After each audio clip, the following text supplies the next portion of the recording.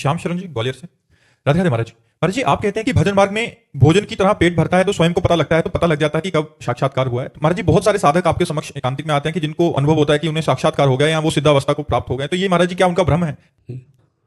एक बार भगवान सुखदेव जी महाराज जी को जब ब्रह्मबोध हुआ तो उनको लगा कोई प्रमाण तो दे कि मुझे ब्रह्मबोध हो गया है। मान लो मुझे तो अनुभूति हो गई, लेकिन यही ब्रह्मबोध है, यह प्रमाण तो मिलना चाहिए। तो भगवान व्यास देव जी के पास गए, बहुत ध्यान से सुना।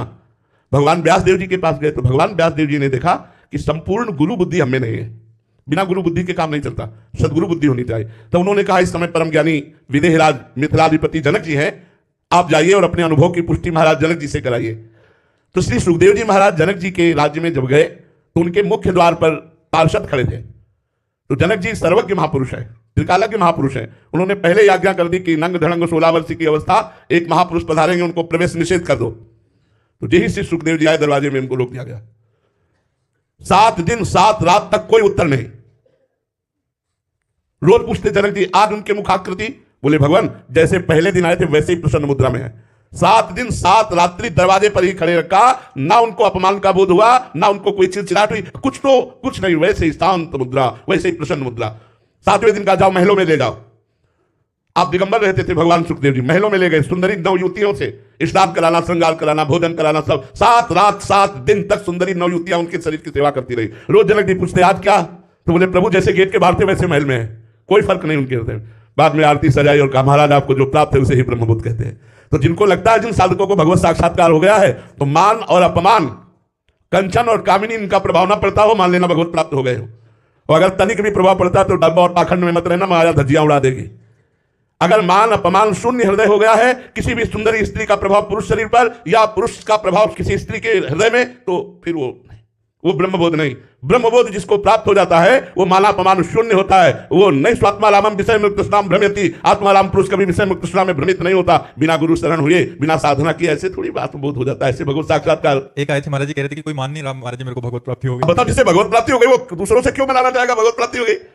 यार बताओ, अजीब प्रश्न है। ये सब पाखंड है, ये सब दम्भ है। वास्तविक बात जब आएगी दूसरों से छुपाया जाता है कि कोई जान न पावे कि भगवत प्राप्त महात्मा है। ऐसा नाटक किया जाता है कि वो जाने कि संसारिक आदमी है। जब सबको पता चला राजी महाराज भगवत प्राप्त महात्मा है तो भीड़ लगना शुरू हो गई। एक दिन विचार किया कि तो भीड़ भजन में बड़ी बाधक है, संतजन भागते हैं एकांत की तरफ और भीड़ उनके पीछे लगती है। तो उन्होंने काशी की एक वैश्या के पास गए। वैश्या ने देखा कि इतने बड़े संत खड़ी हो गई, दंडवत किया, महाराज आप पता है जहां आए हो आने मात्र से आपका अपमान हो जाएगा। आने मात्र से लोग जानेंगे कि वैश्या के यहां गए थे, इतने मात्र से आपका अपमान हो। बोले यही करवाने के लिए ना है। बोले तू बहन मेरा एक साथ दे। तो उनका महाराज आ गया करो। बोले काशी की गलियों में गले में हाथ डाल के घूमना है हमारे साथ। बोले कोई प्रणाम नहीं करेगा। बोले यही करवाना चाहते हो। और ऐसा ही किया, पूरी काशी में गले में हाथ डाल के वैश्या के घूमे, कोई प्रणाम नहीं करने लगा। भगवान अपने अंश स्वरूप में सब रूपों में अवतरित है, लेकिन अपने स्वरूप का बोध या भगवत साक्षात्कार करने वाले और ये ऐसे नहीं घूमते गली गली कि अपने को बताए कि भगवत अगर आप और कह दो भगवत साक्षात्कार वाले आप हो क्या, आपको भगवत साक्षात्कार हो गया है, तो अपनी इतनी कमियां बताएंगे कि आप दोबारा प्रणाम नहीं करोगे।